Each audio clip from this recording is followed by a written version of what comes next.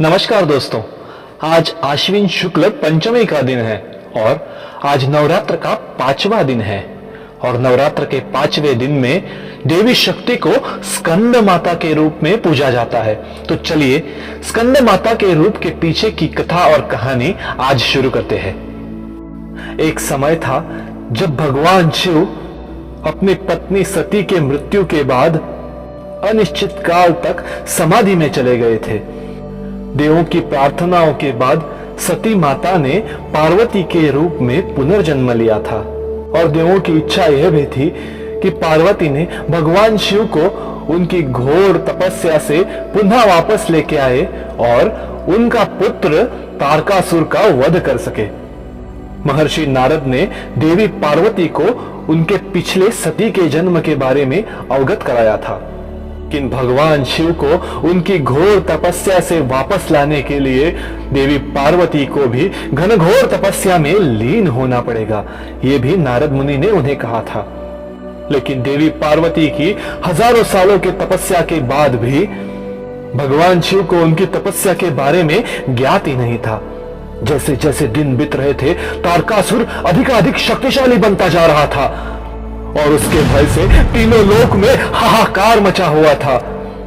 फिर एक दिन सारे देवताओं ने मिलकर यह निश्चित किया और उन्होंने प्रेम के देवता काम और मनमत से ये प्रार्थना की कि वो कुछ ऐसे लीला करे कि भगवान शिव उनकी कठोर साधना से वापस चले आए। और भगवान शिव को देवी पार्वती की कठोर तपस्या के बारे में भी ज्ञात हो। मनमत इस बात के लिए मान गए और उन्होंने भगवान शिव पे अपनी शक्तियों का इस्तेमाल किया। लेकिन मनमत के इस कार्य से भगवान शिव की साधना में व्यत्यय आ गया और उनकी समाधि भंग हो गई। भगवान शिव जैसे ही समाधि से बाहर आए, उनको ये पता चला कि उनकी समाधि भंग होने के पीछे का कारण मनमत है। वो क्रोधित हो उठे और भगवान शिव ने तीसरी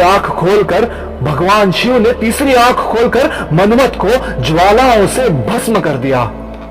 लेकिन समाधि से उठने के बाद भगवान शिव ने जैसे ही अपने नेत्र खोले, उनका ध्यान पार्वती की तपस्या की ओर चला गया और उन्हें पता चला कि पार्वती देवी उनके प्रेम के लिए घनघोर तपस्या कर रही है।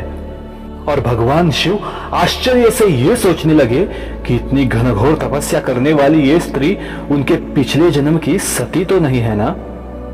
जैसे कि मनमत ने अपने प्रेम की शक्तियों का इस्तेमाल महादेव पे किया था, महादेव देवी पार्वती को देखते ही उन पे मोहित हो उठे।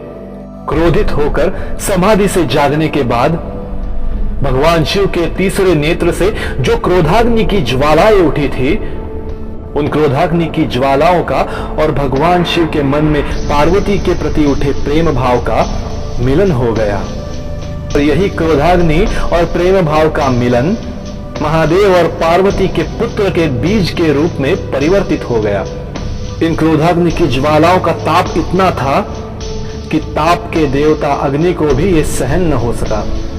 तो अग्नि ने ये ज्वालाओं का ताप गंगा देवी को समर्पित कर दिया।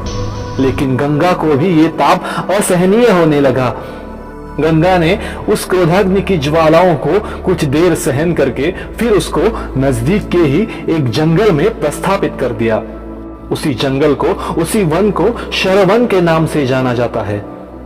भगवान शिव के क्रोधाग्नि से उत्पन्न हुए और भगवान शिव के प्रेम से उत्पन्न हुए इस तेजः पुंज को शरवन में कृतिका नामक 6 बहनों ने अपनी निगरानी में रख दिया।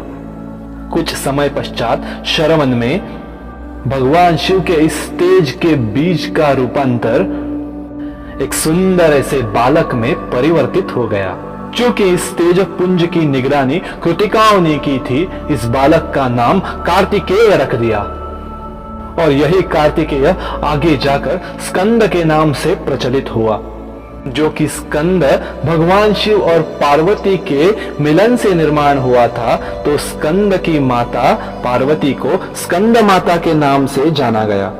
और स्कंद या कार्तिकेय ही वह बालक था जो भगवान शिव और माता पार्वती के मिलन से उत्पन्न हुआ था और जिसकी यह नियति थी कि वही तारकासुर का वध कर सके, क्योंकि तारकासुर ने वरदान में यह मांगा था कि भगवान शिव का पुत्र ही उसका वध कर सके। स्कंद ने तारकासुर को मारकर इस सृष्टि में पुनः नवचेतना का निर्माण किया और स्कंद माता का इस निर्माण में महत्वपूर्ण योगदान है। स्कंद माता यानी कि देवी सती, जिन्होंने पुनर्जन्म लिया देवी पार्वती के रूप में, जिन्होंने ब्रह्मचारिणी के रूप में घनघोर तपस्या की और आखिर में भगवान शिव से मिलन करके इस राक्षस तारकासुर को मारने वाले महाप्रतापी पुत्र स्कंद या कार्तिकेय को जन्म दिया। इसी कारण से हम आज नवरात्रि के 5वें दिन में स्कंद माता को पूजते हैं या फिर देवी शक्ति को स्कंद माता के रूप में पूजते हैं। तो ये थी देवी स्कंद माता की कथा और कहानी। तो ऐसे ही नवरात्र के दिनों की और भारतीय उत्सवों की ढेरों सारी कहानी कथाएं सुनने के लिए हमारे चैनल के साथ जुड़े रहिए। और अगर हमारे एफर्ट्स आपको अच्छे लगे तो हमारे चैनल को लाइक और सब्सक्राइब कीजिए। धन्यवाद, फिर मिलेंगे।